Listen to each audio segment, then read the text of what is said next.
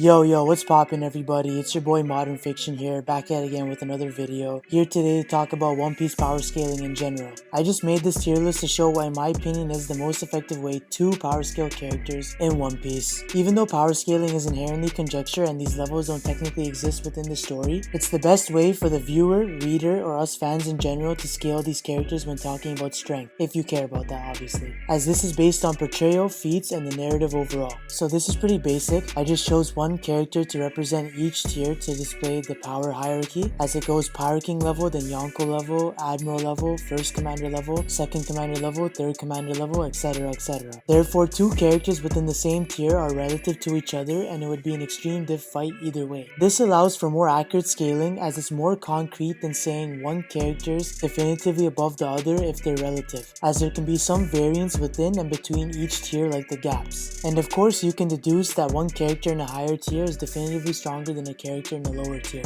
excluding extenuating circumstances like for example pre-time skip pre-Gears Luffy versus Nell due to the Devil Fruit advantage. This next part's more headcanon, but as I stated, you could say that characters within the same tier are an extreme diff fight. So then a 1 tier variance would be a high diff fight, a 2 tier variance is a mid diff, 3 tiers is a low diff, and 4 tiers or more is a neg diff or a wash, etc. But those are just arbitrary terms at the end of the day, especially since the degree to which someone is beaten can be subjective or open to interpretation, especially through manga panels. Though if you concur Pirate King over Yonko over Admiral over First Commander and so on, which I think majority of the community does, then assuming a linear progression, the following scaling holds. If one Yonko can defeat one Admiral, in a high diff in my opinion, then 2 Admirals can defeat one Yonko. And if one Admiral can defeat a regular First Commander, again a high diff in my opinion, then 2 First Commanders can defeat one Admiral. Therefore, 4 First Commanders can defeat one Yonko, which kinda makes sense narratively and scaling wise. Keep in mind these rankings are all just arbitrary in theory, as just because you have the same occupation or title as someone doesn't automatically mean you're equal in strength. Like with bounties, for an example, it's a decent indicator of strength, but also accounts for other factors, so you can't just scale with the numbers at face value. For example, in my opinion, there is a difference in power between the right hands who have a partnership relationship with their captain and those who have a parental relationship with their captain. Specifically regarding the Yonko, I would scale Ben Beckman slightly above